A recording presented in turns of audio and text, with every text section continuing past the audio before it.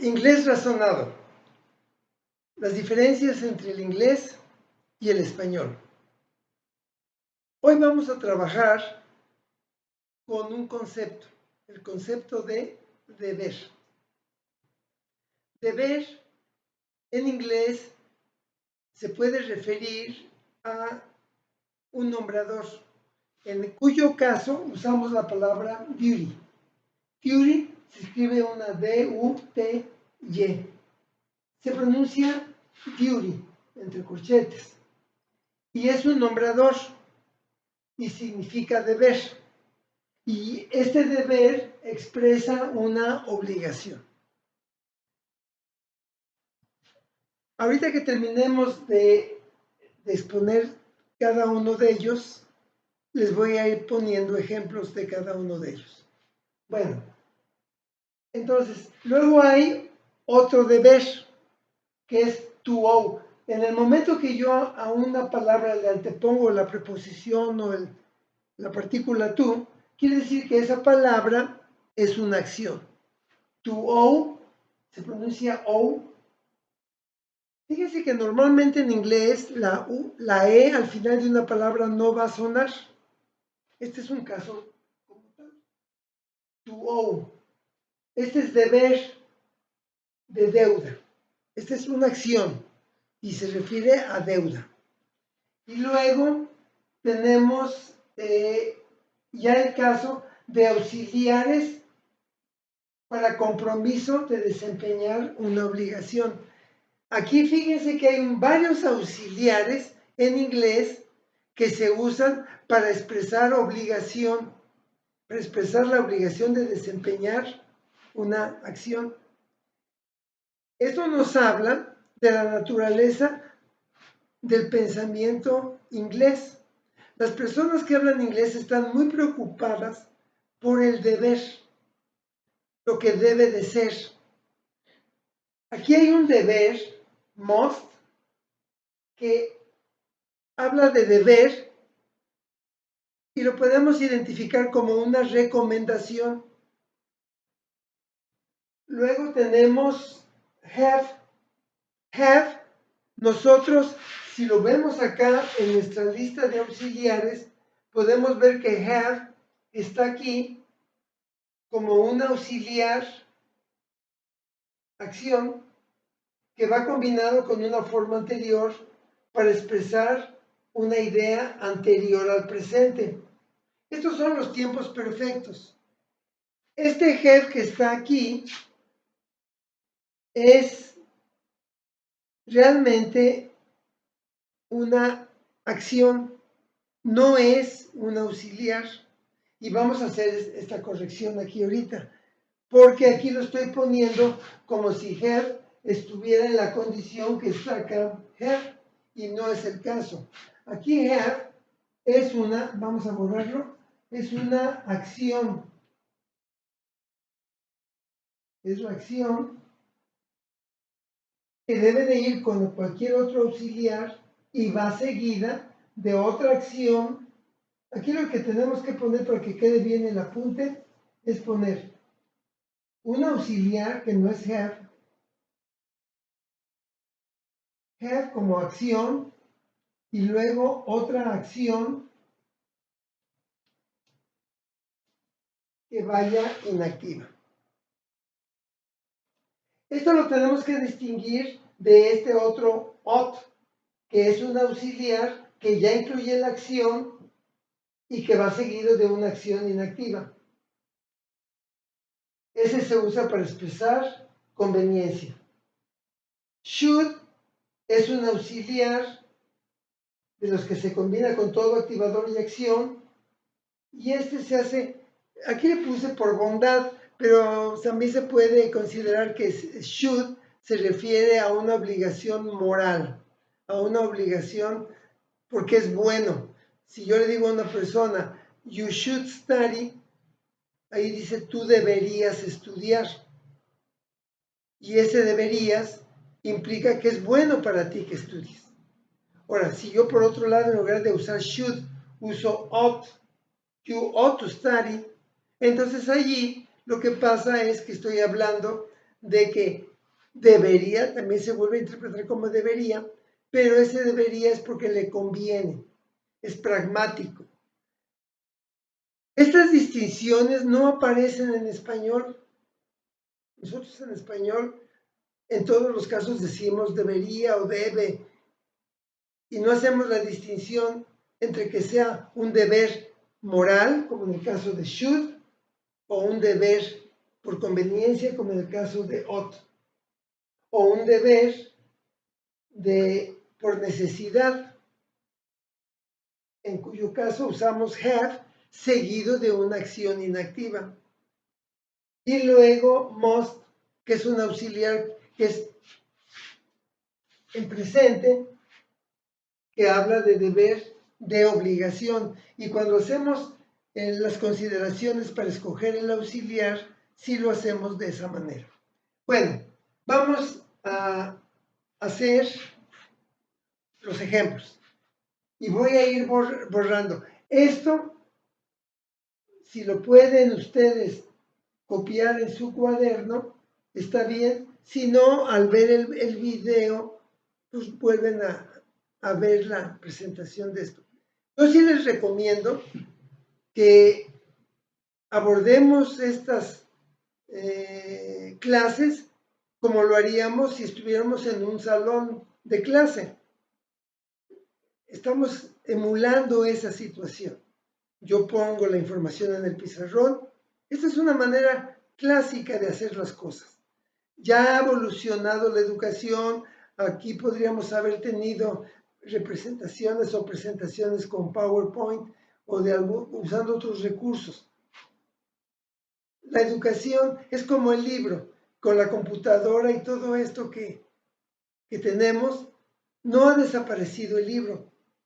Y por lo que se ve, el libro no va a desaparecer, a pesar de que ya tengamos otros recursos que aparentemente superan la utilidad de un libro.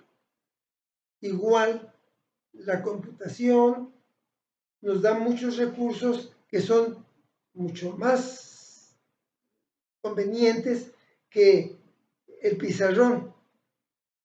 Sin embargo, el pizarrón tiene sus ventajas y aprender algo requiere que la información nos llegue a nuestro cerebro y a través de los años el recurso del pizarrón ha sido útil para ese fin.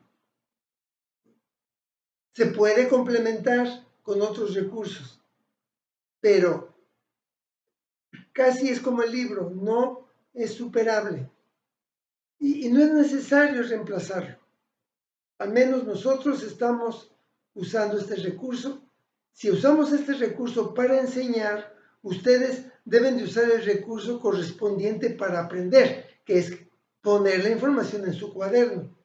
Deben de hacer un esquema donde ustedes ponen deber, luego le ponen duty, que quiere decir deber para expresar una obligación, le ponen la pronunciación, le ponen cómo funciona, es un nombrador, luego ponen con otro bracito, le ponen to owe, la pronunciación, le ponen deber. Aquí ya no hace falta poner qué función tiene porque el solo hecho de que lleve tú saben que es una acción.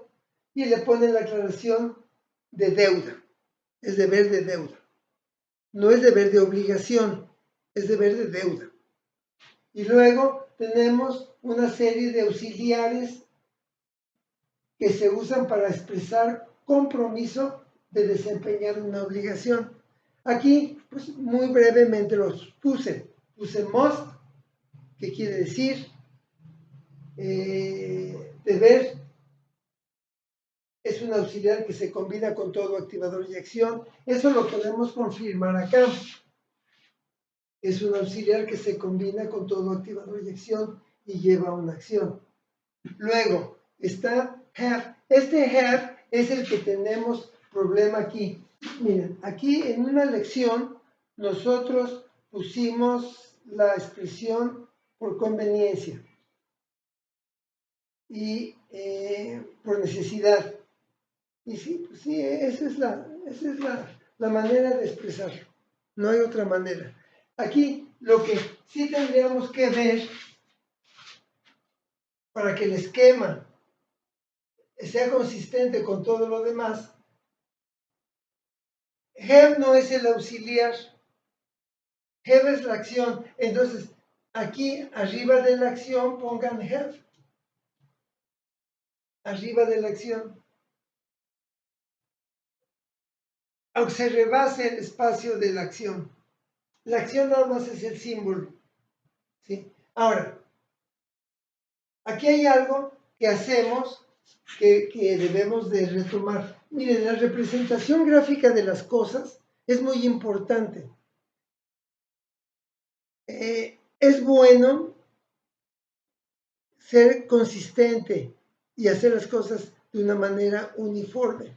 Fíjense que si yo pongo el círculo sólido, es que ese se refiere a la acción.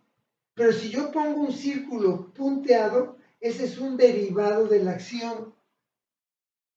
No es la acción, ya es un derivado de la acción.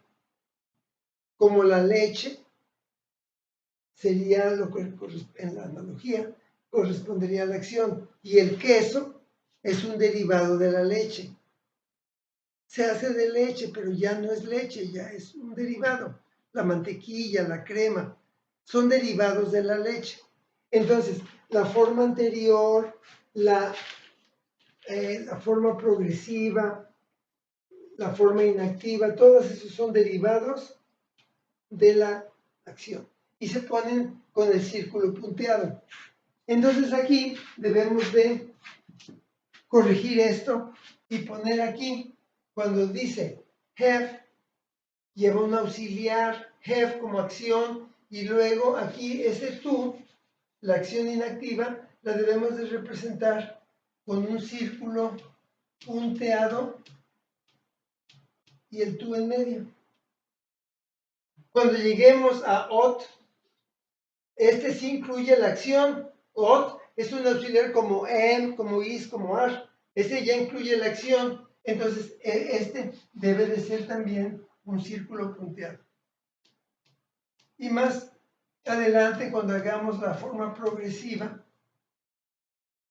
vamos a ver que vamos a representar la forma progresiva de la acción, o el gerundio, lo vamos a representar con un círculo punteado. Bueno, ya habiendo hecho esos comentarios, repasamos brevemente. Must es deber, de obligación, por recomendación. Yo le recomiendo a la otra persona algo, entonces uso must. Es un auxiliar que se combina con todo activador de acción. Have lo puedo usar para decir tener de posesión, pero aquí lo estamos usando para decir tener que.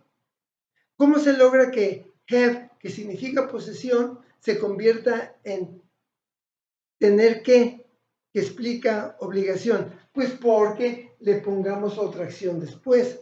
Si yo pongo have seguido de un nombrador, pues entonces have significa poseer. Si yo pongo have seguido de una acción inactiva, entonces ese have significa obligación. Eso se tiene uno que fijar en todos estos detalles. Este curso es de esa naturaleza, de que nos tenemos que fijar en los detalles. Es inglés razonado. Le tenemos que encontrar una lógica. Normalmente el idioma materno no se aprende de esta manera. El idioma materno se aprende por repetición simple y llanamente. Pero muchos métodos pretenden que aprendamos una segunda lengua como aprendimos la lengua materna. Pues, se puede intentar, lo intentan. Ahora, ¿cómo es que sí resulta? Pues resulta cuando el ser humano tiene tanta urgencia de aprender que no importa qué método uses, la persona va a aprender por la necesidad que tiene de aprender. Pero eso no es, que la persona, al fin de cuentas, aprenda, no quiere decir que el método que se haya usado para que aprenda sea el óptimo. Nomás quiere decir que dio resultados, que se logró el objetivo. Pero no se logra el objetivo en muchos casos. En la mayoría de los casos no se logra. La mayoría de las personas que intentan aprender inglés no aprenden inglés. ¿Sí? En México, en nuestro país, pues, podemos decir que prácticamente toda la población que ha tenido algo de escuela, que han ido a la secundaria, les han dado inglés y llegan a la preparatoria prácticamente sin conocimientos y llegan a estudiar una profesión y tienen requisitos de inglés para titularse y todo se vuelve una simulación, porque en realidad no terminan las personas, la mayoría de las personas no terminan teniendo verdaderos conocimientos del idioma. Esto mismo sucede en otros países, no crean que nada más sucede aquí. En Estados Unidos les enseñan español o italiano o francés o alemán. Tienen muchas opciones en las escuelas para una segunda lengua y pues tampoco la aprenden. Y usan otros métodos y la mayoría de las personas lo intentan, pero la mayoría de las personas no lo aprenden.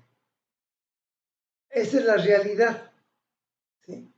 No crean que nosotros somos el único país donde se pretende enseñar una segunda lengua.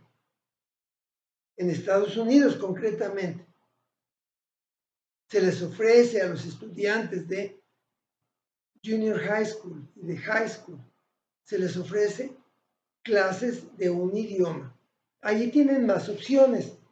Les dan la opción de que puede ser español como segunda lengua, o italiano, o francés, o alemán. Básicamente esos son los idiomas que se ofrecen.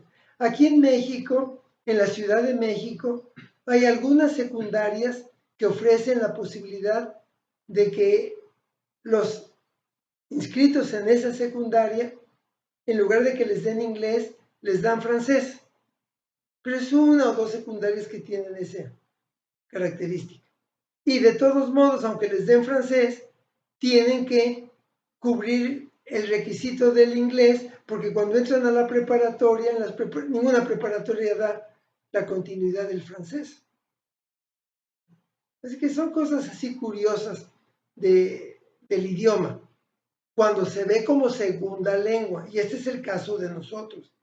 Este curso no es para que se ilusionen y se emocionen porque van a poder ir a Disneylandia cuando aprendan inglés. Este curso es para que aprendan a razonar en inglés, para que aprendan a pensar en inglés, para que aprendan a analizar las cosas en inglés y de esa manera podamos entrar en la dinámica de los que hablan inglés.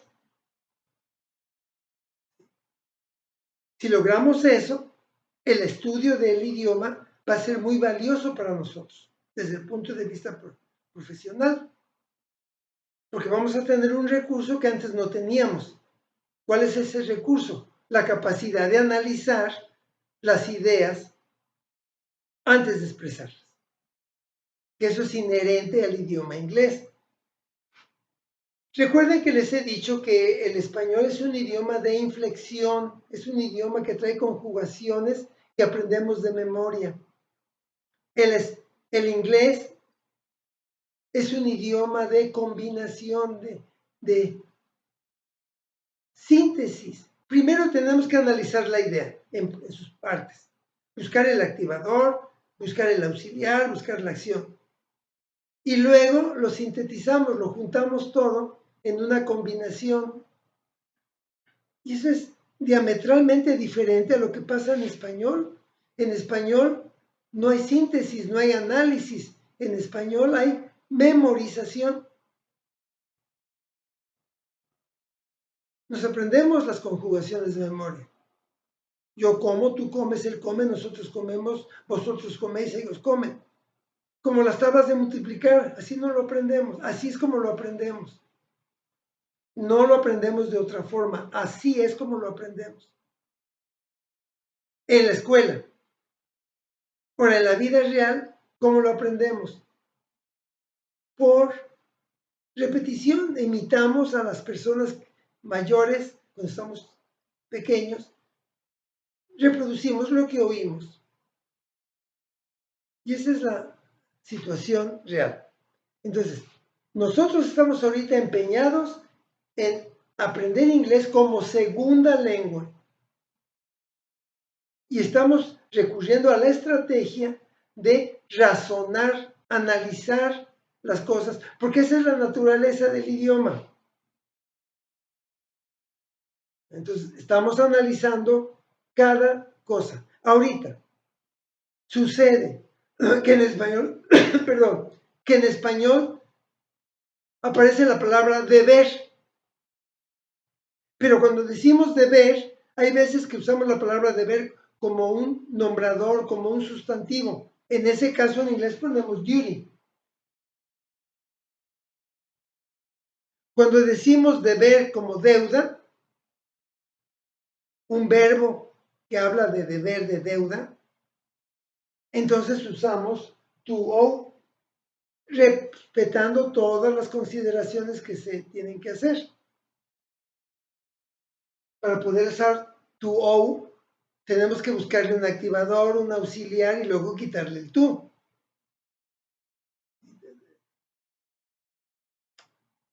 En este método, las reglas que se aplican para un auxiliar se aplican para el otro auxiliar, se aplican las mismas reglas para todos los auxiliares.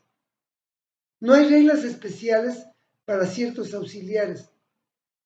¿Cómo se logra esto? Se logra definiendo los auxiliares de manera que se les pueda someter a la regla. Aquí el ajuste no se hace en la regla, no ajustamos las reglas a los auxiliares, sino que ajustamos los auxiliares a las reglas. Esa es la diferencia. Bueno, entonces, para ya poder borrar esto. Must es un auxiliar que habla de deber, de obligación, como una recomendación. Have, si va seguido de una acción inactiva, expresa deber por necesidad. Y lo traducimos como tener que. Y luego should. Ese should es un auxiliar que habla aquí de posibilidad. Y lo distinguimos de must, porque must decimos que es por una recomendación. Y cuando usamos have, no es este have, es have que es acción. Habla de necesidad y should habla de una obligación moral. Aquí le pusimos por bondad. Le podemos cambiar bondad y poner moral. Ahora, aquí ought aparece como un auxiliar acción que va con una forma inactiva. Acá en la lista de los auxiliares que tenemos aquí no aparece ought. Si apareciese, tendría que aparecer aquí, antes de would, después de should. ¿Por qué no aparece? Porque este es un auxiliar de poca frecuencia. Muy poca frecuencia. Hay personas que nunca en su vida lo han usado, ni lo usarán, porque no lo necesitan. Lo pueden suplir poniendo should, que ese sí es muy socorrido, ese se usa muy a menudo. Bueno, entonces, con esto vamos a empezar a hacer unas ideas donde se aplique cada uno de las expresiones que tengan que ver con deber. Y esto lo dejamos para el siguiente video.